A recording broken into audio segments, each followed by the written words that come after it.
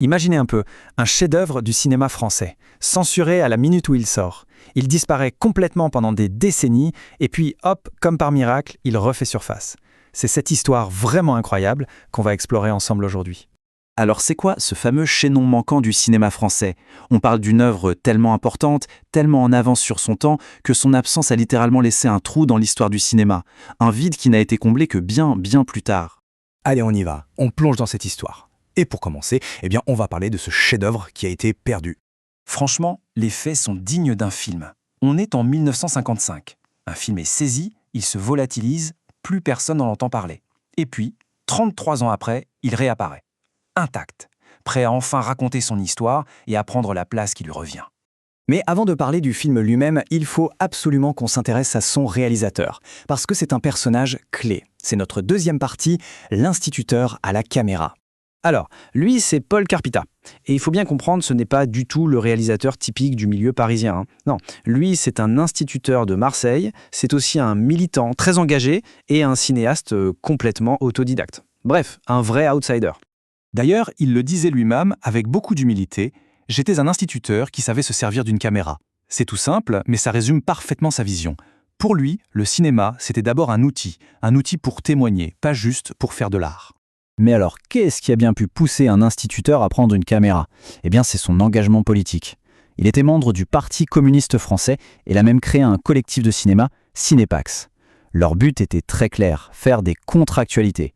En gros, s'opposer aux infos officielles du gouvernement pour montrer ce qui se passait vraiment, les vraies luttes des ouvriers, le genre de choses que personne ne montrait à l'époque. Et évidemment, c'est justement cette volonté de montrer la vérité qui va lui coûter très très cher. Et qui va coûter son film. On attaque la troisième partie, comment ce film a été censuré et enterré pendant des décennies.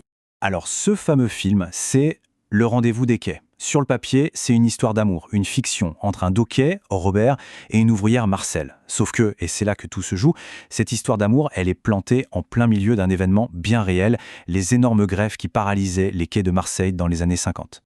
Et pour bien comprendre pourquoi ce film était une bombe à retardement, il faut vraiment se remettre dans le contexte. Les dockers, ils ne se battaient pas juste pour leurs conditions de travail, qui étaient déjà terribles.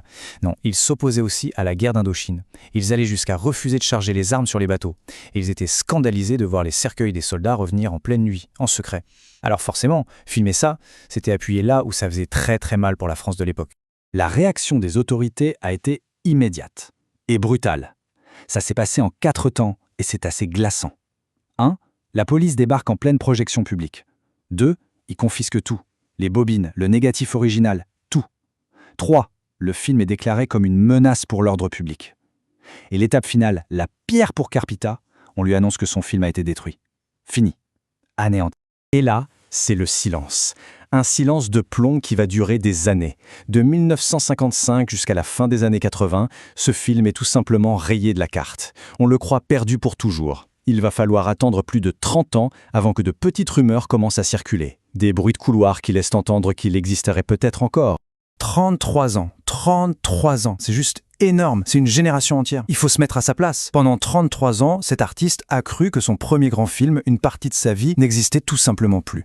Et forcément, l'impact sur Paul Carpita a été terrible. Il l'a dit lui-même bien plus tard, cela a ouvert en moi une plaie profonde qui a été longue à se cicatriser. On voit bien que la censure n'a pas juste détruit un film, elle a brisé quelque chose chez son créateur. Mais l'histoire ne s'arrête pas là, heureusement, et c'est là qu'on arrive au rebondissement le plus incroyable.